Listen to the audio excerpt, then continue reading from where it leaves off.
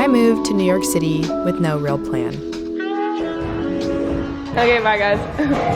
Yo, dude, you got that. I mean, I had a plan. I was moving into a creator house, but there's no real way of planning how that's gonna go.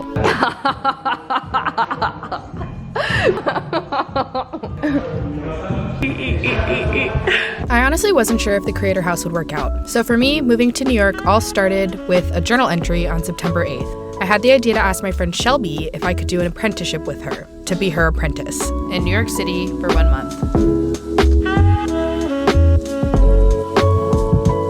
A month later, I had been living in New York for 1 week and apprenticing with Shelby. I'm going to Shelby's place. I'm gonna help her film, and then we're gonna go to Brooklyn to film a video on this company called Wooj. I believe it's Wooj. A sustainable, like 3D printed lamp company. It honestly sounds super cool, so I'm excited for today.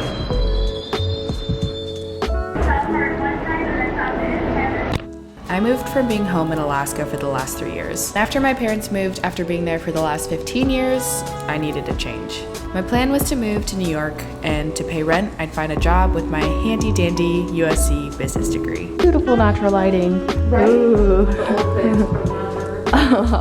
Wow. Yeah. It's a really cool vacuum. Then I had the idea for this apprenticeship. And I thought, if nothing else, the experience would really help in getting an influencer marketing job at a startup or a tech company.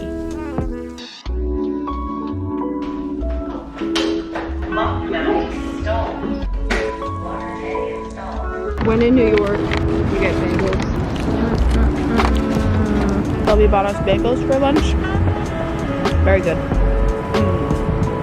In the same journal entry, I wrote down my goals for the apprenticeship. To generate ideas that come to life, nurture and grow my relationships and network, flexibility to work on creative projects, and lessons and experiences I wouldn't be able to do on my own. And Shelby was really the perfect person to learn from. Sugar. It's like such a hassle. Because it smells good. Was like, I mean, I was looking at like the scent, which are also pretty good back, but like. She discovered a company she thought was cool, she reached out to the founder, and then she arranged to showcase them in a video. She thinks of something one day, and it comes to life the next, while meeting cool new people and while promoting their work.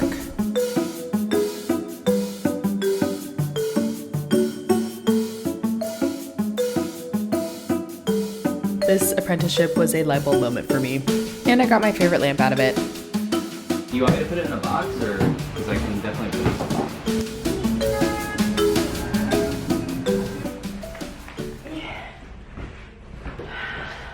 Okay, I just got back. Sean gifted us one of these 3D printed lamps. I really needed a lamp for like a reading light. I actually think it goes perfectly with this room. Even this chair that we found on the street. It all kind of goes together surprisingly. Very nice. I love it. Oh my gosh, it's perfect.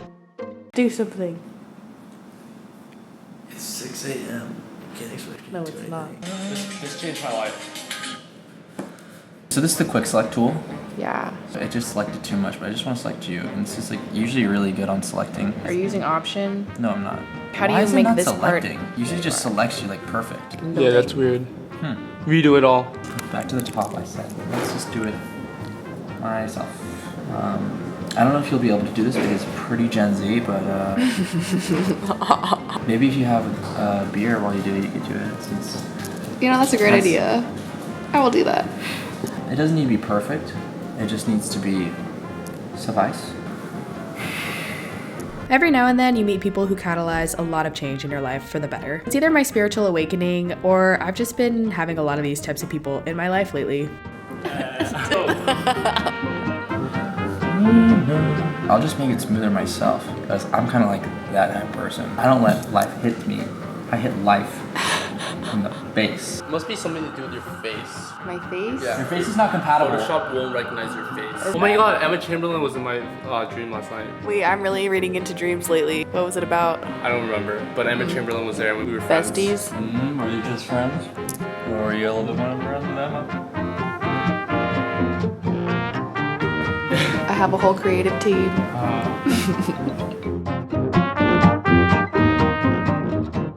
Whoops. apply whatever you want to the background. So I would do like Gaussian blur, and then you can like blur out everything other than you and Shelby. Blending options, you go to like stroke, and like, you know how like some YouTubers do this? They do this, a little white outline. So I keep that low. Oh, so it's like yeah. more even looking. Yeah, that's cool. I don't like that. I use them in everyone. Oh, you do? Yeah, but like it's so subtle you can't tell. It is super subtle. Thank you. I had really never considered YouTube as a full-time job because I've been doing it for 8 years and have never been able to make it a full-time job. But now it's a little different. I actually have a support system and people around me actually doing it as their job. So Just do the math. You can get 50,000 views right now consistently, and I think in like literally just a few weeks you can bench 100 for sure. So Damn. definitely, like I with no doubt in my mind. So I want you to do the math on like how long it will take for you to make videos versus how long it'll take you to work that job, and think about like what makes sense math wise. yeah. You love making videos, and you can make money off of it. That was a perfect clip.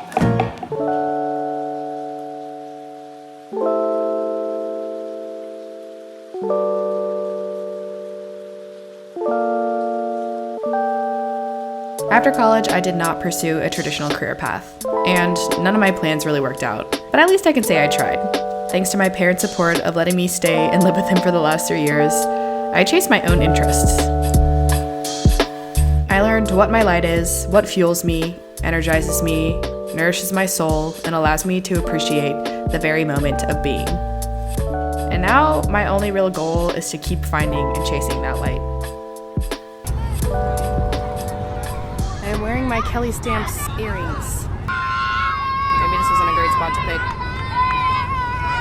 I'm literally sitting in front of like a little baby soccer team, so.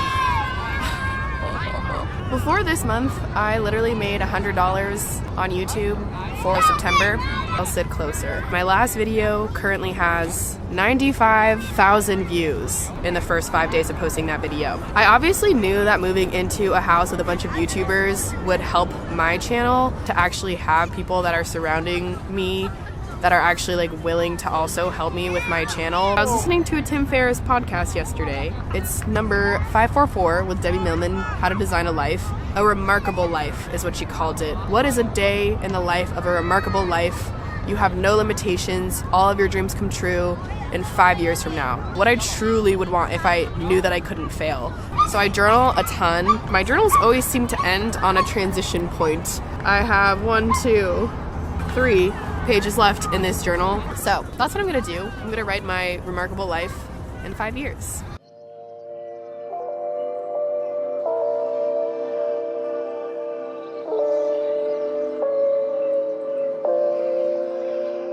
There's always something happening, something developing to be, most somethings of which are outside of your control, like the tides. Being in the moment is like riding the very top of the wave, and letting go is letting the waves flow where they may. And you may arrive at a moment to see the wave either in its peak or trough, but later you can always see that your splash made ripples that you couldn't even imagine. So with this, I don't know what I'm doing next, but I'm gonna try to make each splash count. The end.